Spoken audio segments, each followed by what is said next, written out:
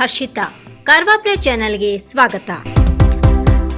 ಸರ್ಕಾರಿ ಜೀಪನ್ನು VIP gate ಮೂಲಕ ಬಿಡಬೇಕೆಂದು ಪಟ್ಟು ಹಿಡಿದ ನೀರಾವರಿ ಇಲಾಖೆಯ ಅಧಿಕಾರಿ. ಅಂಕೋಲಾ. ಸರ್ಕಾರಿ ಅಧಿಕಾರಿಯೋರ್ವರು ವಿಐಪಿ ಟ್ರ್ಯಾಕಿನಲ್ಲೇ ತಮ್ಮ ವಾಹನವನ್ನು ಬಿಡಬೇಕೆಂದು ಪಟ್ಟು ಹಿಡಿದು 3/4 ಗಂಟೆ ಸರ್ಕಾರಿ ವಾಹನ ನಿಲ್ಲಿಸಿಟ್ಟು ದರ್ಪ ತೋರಿದ ಘಟನೆ ರಾಷ್ಟ್ರೀಯ ಹೆದ್ದಾರಿ ಬೇಲೆಕೇರಿ ಟೋಲ್ ಗೇಟ್ ಬಳಿ ಗುರುವಾರ ಬೆಳಗ್ಗೆ ನಡೆದಿದೆ. ರಾಷ್ಟ್ರೀಯ ಹೆದ್ದಾರಿ ಟೋಲ್ ಗೇಟ್ನಲ್ಲಿ ಲಘು ವಾಹನ, ಭಾರಿ ವಾಹನ, ಸ್ಥಳೀಯ ವಾಹನ, ಆಂಬ್ಯುಲೆನ್ಸ್ ಹೀಗೆ ಬೇರೆ ಬೇರೆ ಟ್ರ್ಯಾಕ್ಗಳನ್ನು ನಿಗದಿಪಡಿಸಲಾಗಿದೆ. ಅದರಂತೆ ವಿಐಪಿಗಳ ವಾಹನಗಳು ಬಂದಾಗ ನಿರ್ದಿಷ್ಟ ಟ್ರ್ಯಾಕ್ನಲ್ಲಿ ಸಾಗಬೇಕಾಗುತ್ತದೆ. ವಿಐಪಿ ಟ್ರ್ಯಾಕ್ನಲ್ಲಿ ಓರ್ವ ಸೆಕ್ಯೂರಿಟಿ ಗಾರ್ಡ್ ಇದ್ದು ಸೈರನ್ ಇರುವ ಎಸ್ಕಾರ್ಟ್ ವಾಹನದ ಜೊತೆ ವಿಐಪಿಗಳ ವಾಹನಗಳು ಬಂದಾಗ ಮಾತ್ರ ಈ ಗೇಟನ್ನು ಓಪನ್ ಮಾಡಲಾಗುತ್ತದೆ. ಆದರೆ ನೀರಾವರಿಗೆ ಸಂಬಂಧಪಟ್ಟ ಇಲಾಖೆಯ ಅಧಿಕಾರಿಯೋರ್ವರು ತಮ್ಮ ಸರ್ಕಾರಿ ಜೀಪನ್ನು ವಿಐಪಿ ಗೇಟ್ ಮೂಲಕವೇ ಬಿಡಬೇಕೆಂದು ಪಟ್ಟು ಹಿಡಿದಿದ್ದಾರೆ. ನಿಯಮದ ಪ್ರಕಾರ ಬಿಡುವಂತಿಲ್ಲ. ಸ್ಥಳೀಯ ಮತ್ತು ಸರ್ಕಾರಿ ವಾಹನಗಳನ್ನು ಬೇರೆ ಟ್ರ್ಯಾಕ್ನಲ್ಲಿ ಉಚಿತವಾಗಿ ಬಿಡಲಾಗುತ್ತದೆ ಎಂದು ಟೋಲ್ ಸಿಬ್ಬಂದಿಯವರು ತಿಳಿ ಹೇಳಿದರೂ ಪಟ್ಟು ಬಿಡದೆ ತಾನು ಅಲ್ಲಿಂದಲೇ ಹೋಗುವುದಾಗಿ ದರ್ಪ ತೋರಿದ್ದಾರೆ. ಕಳೆದ ಕೆಲವು ದಿನಗಳಿಂದ ಈ ಅಧಿಕಾರಿ ಇದೇ ರೀತಿ ವರ್ತಿಸುತ್ತಿದ್ದುದು ಅಲ್ಲಿನ ಸಿಸಿ ಕ್ಯಾಮೆರಾ ಹಾಗೂ ಪ್ರವಾಸಿಗರ ಮೊಬೈಲ್ಗಳಲ್ಲೂ ಸೆರೆಯಾಗಿದೆ. ಸಾರ್ವಜನಿಕರಿಗೆ ಮಾದರಿಯಾಗಬೇಕಾದ ಅಧಿಕಾರಿಗಳೇ ಸಭ್ಯತೆ ಮೀರಿ ನಡೆದಾಗ ಅದಕ್ಕೆ ಕ್ರಮ ಕೈಗೊಳ್ಳಬೇಕಾದ ಅಗತ್ಯತೆ ಇದೆ. ಕಾಡು ಹಂದಿ ಕೊಂದು ಮಾಂಸ ಬೇಯಿಸುತ್ತಿದ್ದ 3 ಬಂಧನ. ಅಂಕೋಲಾ. ಉರುಳು ಹಾಕಿ ಕಾಡು ಹಂದಿಯನ್ನು ಕೊಂದು ಮಾಂಸ ಬೇಯಿಸುತ್ತಿದ್ದ 3 ಆರೋಪಿಗಳನ್ನು ಪೊಲೀಸರು ಬಂಧಿಸಿರುವ ಘಟನೆ ಮಾಸ್ತಿಕಟ್ಟೆ ವಲಯ ವ್ಯಾಪ್ತಿಯ ಅಗಸೂರು ಗ್ರಾಮದ ಈರನಮೂಲೆ ಮಜಿರೆಯಲ್ಲಿ ನಡೆದಿದೆ. ಈರನಮೂಲೆ ನಿವಾಸಿಗಳಾದ ಲಕ್ಷ್ಮಣ್ ರಾಕುಗೌಡ, ಶಾಂತಾ ಗಣಪತಿಗೌಡ, ಗಣಪತಿ ಸುಕ್ರುಗೌಡ ಬಂಧಿತ ಆರೋಪಿಗಳಾಗಿದ್ದು, ಬಂಧಿತರಿಂದ ಹಂದಿ ಮಾಂಸ ಮತ್ತು ಉರುಳನ್ನು ವಶಪಡಿಸಿಕೊಳ್ಳಲಾಗಿದೆ.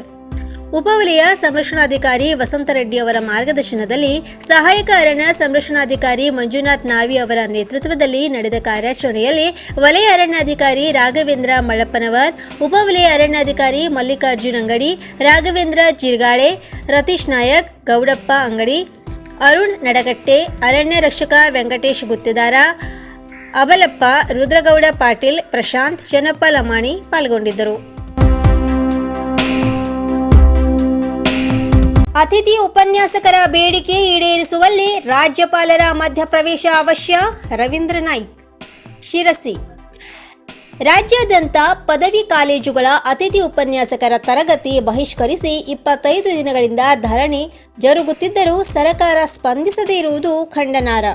ವಿದ್ಯಾರ್ಥಿಗಳ ಶೈಕ್ಷಣಿಕ ಮುಂದಿನ ಭವಿಷ್ಯದ ಹಿತದಿಂದ ರಾಜ್ಯಪಾಲರು ಮಧ್ಯಪ್ರವೇಶಿಸಿ ಅತಿಥಿ ಉಪನ್ಯಾಸಕರಿಗೆ ನ್ಯಾಯ ಒದಗಿಸಿಕೊಡಬೇಕೆಂದು ಸಾಮಾಜಿಕ ಹೋರಾಟಗಾರರ ರವೀಂದ್ರ ನಾಯ್ಕ್ ರಾಜ್ಯಪಾಲರಿಗೆ ಕೋರಿದ್ದಾರೆ. ಕಳೆದ ಡಿಸೆಂಬರ್ 10ರಿಂದ ಜರುಗುತ್ತಿರುವ ಅತಿಥಿ ಉಪನ್ಯಾಸಕರ ನ್ಯಾಯಯುತ ಸಮಸ್ಯೆಗಳಿಗೆ ಸರ್ಕಾರ ಸ್ಪಂದಿಸದೇ ಇರುವುದು ವಿಷಾದಕರ. ನೆಟ್ ಮತ್ತು ಸ್ಲೇಟ್ ಮುಗಿಸಿದವರಿಗೆ ಅನುಕ್ರಮವಾಗಿ 11,000 ಹಾಗೂ PhD ಮಾಡಿದವರಿಗೆ 13,000 ವೇತನ ನೀಡುತ್ತಿರುವುದು ಅವೈಜ್ಞಾನಿಕ. ಈ ಹಿನ್ನೆಲೆಯಲ್ಲಿ ಅತಿಥಿ ಉಪನ್ಯಾಸಕರ ನ್ಯಾಯಯುತ ಹೋರಾಟಕ್ಕೆ ಸಂಪೂರ್ಣ ಬೆಂಬಲವನ್ನು ವ್ಯಕ್ತಪಡಿಸುತ್ತೇನೆಂದು ಅವರು ತಿಳಿಸಿದ್ದಾರೆ. ಕನಿಷ್ಠ ವೇತನದಲ್ಲಿ ಕಾರ್ಯನಿರ್ವಹಿಸುವ ಅತಿಥಿ ಉಪನ್ಯಾಸಕರಿಗೆ PhD ಪಡೆದವರಿಗೆ 35,000, ನೆಟ್ ಮತ್ತು ಸ್ಲೇಟ್ ಮುಗಿಸಿದವರಿಗೆ ಕನಿಷ್ಠ 30,000 ಹಾಗೂ ಸೇವಾ ಭದ್ರತೆ ನೀಡುವ ದಿಶೆಯಲ್ಲಿ ಸರ್ಕಾರಕ್ಕೆ ಸೂಕ್ತ ನಿರ್ದೇಶನ ನೀಡಬೇಕೆಂದು ಅವರು ರಾಜ್ಯಪಾಲರಿಗೆ ಕೋರಿದ್ದಾರೆ. ಇಂದಿನ ದಿನಗೂಲಿ ಪರಿಣಿತ ಕಾರ್ಮಿಕರಿಗೆ ದಿನಕ್ಕೆ 560 ಘೋಷಿಸಿದ ಸರ್ಕಾರ ಪರಿಣಿತ ಉಪನ್ಯಾಸಕರಿಗೆ ಪರಿಣಿತ ಕಾರ್ಮಿಕರಿಗಿಂತ ಕನಿಷ್ಠ ವೇತನ ನೀಡುತ್ತಿರುವುದು ದುರದೃಷ್ಟಕರ ಎಂದು ರವೀಂದ್ರ ನಾಯ್ಕ್ ಸರ್ಕಾರದ ನೀತಿಯನ್ನು ರಾಜ್ಯಪಾಲರಿಗೆ ಬರೆದ ಮನವಿಯಲ್ಲಿ ಆಕ್ಷೇಪಿಸಿದ್ದಾರೆ. ರಾಜ್ಯಾದ್ಯಂತ ಅತಿಥಿ ಉಪನ್ಯಾಸಕರು ಕಳೆದ 25 ದಿನದಿಂದ ತರಗತಿಯನ್ನ ಬಹಿಷ್ಕರಿಸಿ ನಡೆಸಿರುವಂತಹ ಧರಣಿ ಕಾರ್ಯಕ್ರಮದಲ್ಲಿ ಅತಿಥಿ ಉಪನ್ಯಾಸಕರ ಸಮಸ್ಯೆಗಳನ್ನು ಸರ್ಕಾರ ಸ್ಪಂದಿಸುವಲ್ಲಿ ವಿಫಲವಾಗುತ್ತಿದ್ದು ಅತ್ಯಂತ ವಿಷಾದಕರವಾಗಿದೆ. ಈ ಹಿನ್ನೆಲೆಯಲ್ಲಿ ಅತಿಥಿ ಉಪನ್ಯಾಸಕರ ನ್ಯಾಯಯುತ ಬೇಡಿಕೆಗಳಿಗೆ ರಾಜ್ಯಪಾಲರು ಮಧ್ಯಪ್ರವೇಶಿಸಿ ಅವರಿಗೆ ನ್ಯಾಯವನ್ನು ಒದಗಿಸಿಕೊಡಬೇಕಂತ ಹೇಳಿ ಆಗ್ರಹವನ್ನು ಮಾಡ್ತಾ ಇದ್ದೇವೆ. ಕಳೆದ ಡಿಸೆಂಬರ್ 10ರಿಂದ ಸಂಪೂರ್ಣವಾಗಿ ತರಗತಿಯನ್ನ ಬಹಿಷ್ಕರಿಸಿರುವಂತಹ ಹಿನ್ನೆಲೆಯಲ್ಲಿ ಮಕ್ಕಳ ಭವಿಷ್ಯದ ದೃಷ್ಟಿಯಲ್ಲಿ ರಾಜ್ಯಪಾಲರು ಮಧ್ಯಪ್ರವೇಶಿಸುವುದು ಅತಿ ಅವಶ್ಯವಾಗಿದೆ.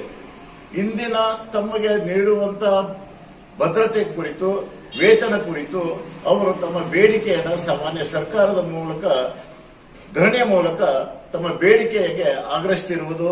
ಈ ಒಂದು ಆಗ್ರಹಕ್ಕೆ ನಾವು ನ್ಯಾಯಯುತವಾದ ಬೇಡಿಕೆಗೆ ಸಂಪೂರ್ಣವಾದ ಬೆಂಬಲವನ್ನ ವ್ಯಕ್ತಪಡಿಸ್ತಾ ಇದ್ದೇವೆ. ಇವತ್ತು ಈ ಒಂದು ಅತಿಥಿ ಉಪನ್ಯಾಸಕರ ಬೇಡಿಕೆಗಳಾಗಿರುವಂತ ನೆಟ್ ಸ್ಲೆಟ್ ಆಗಿರುವಂತವರಿಗೆ ಕನಿಷ್ಠ 30,000, PhD ಆಗಿರುವಂತ ಉಪನ್ಯಾಸಕರಿಗೆ ಕನಿಷ್ಠ 35,000 ಮತ್ತು ಸೇವಾ ಭದ್ರತೆಯನ್ನು ಕೊಡಬೇಕೆಂಬ ನ್ಯಾಯಯುತ ಬೇಡಿಕೆಗೆ ನಾವು ಸಂಪೂರ್ಣವಾಗಿ ಬೆಂಬಲವನ್ನ ವ್ಯಕ್ತಪಡಿಸ್ತಾ ಇದ್ದೇವೆ.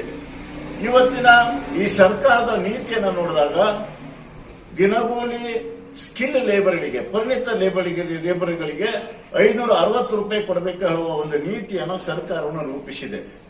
ಪರಿಣಿತರವಾಗಿ ಶಿಕ್ಷಣ ಜ್ಞಾನವನ್ನು ನೀಡುವ, ಮುಂದಿನ ಭವಿಷ್ಯಕ್ಕೆ ನೀಡುವಂತಹ ವಿದ್ಯಾರ್ಥಿಗಳಿಗೆ, ಪರಿಣಿತ ಶಿಕ್ಷಕರಿಗೆ ಕನಿಷ್ಠ ಪರಿಣಿತ ದಿನಗೂಲಿಗಳಿಗಿಂತ ಕನಿಷ್ಠ ವೇತನವನ್ನು ಕೊಡ್ತಾ ಇರೋದು ಅತ್ಯಂತ ವಿಷಾದಕರ.